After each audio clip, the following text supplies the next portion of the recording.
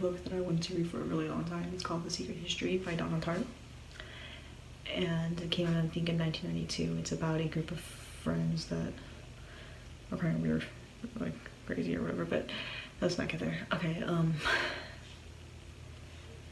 it's about a group of friends that they're studying ancient Greek, and it's about a group of friends and they're studying ancient Greek and they're like obsessed with it. And they start recreating this whole thing where their life is sort of like a Greek mythology, and they do horrible things, basically, under the guise of this whole devotion to the art. And their decisions that they made for that leads to tragedy in their life and turning their life actually into a real Greek tragedy. The beginning starts with the disappearance of their friend Bunny. And he was probably one of the least involved in all that kind of stuff.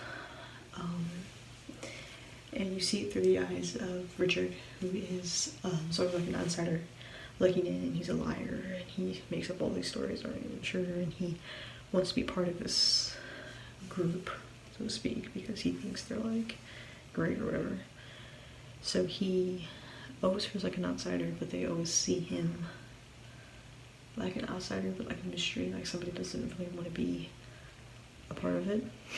Richard's weird too. They're all kind of freaks, if you ask me, but yeah. But the book, it's so well written. Like when Henry lights a cigarette, and Henry's one of the main characters, he is like the mastermind, so to speak, of the whole thing.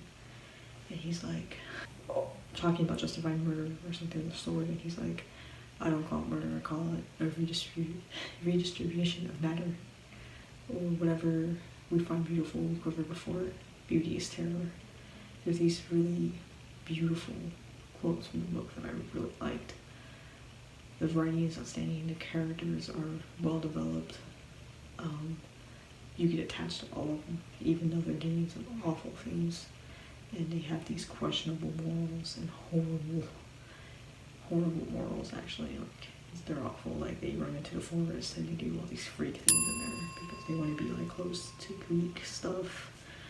They're crazy, they're weird, they're out there, but yet when you're reading it, you see them as people, and you see them, in spite of all these terrible things they're doing, you see them for what they are. And it goes through the disappearance, it goes through aftermath, and the fallout of the things they did. And it's just such a good book. I would more just like a study of these people that got together and were obsessed, and where that obsession led them, so to speak. I really enjoyed it. It didn't let me down. I give it 5 out of 5. I'd recommend you read it if you're into that kind of stuff, but it's very dark, very twisted, a lot of weird stuff in there. Not weird like, but weird as in like with the mind and the morals and all that.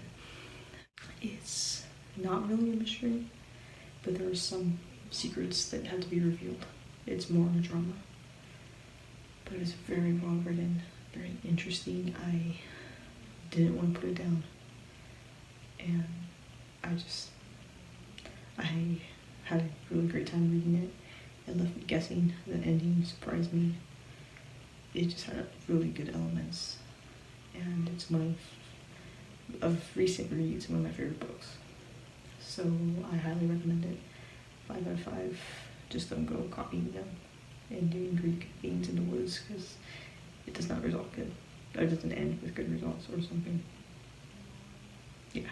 So I'll see you in the next one. Like, subscribe, do the theme.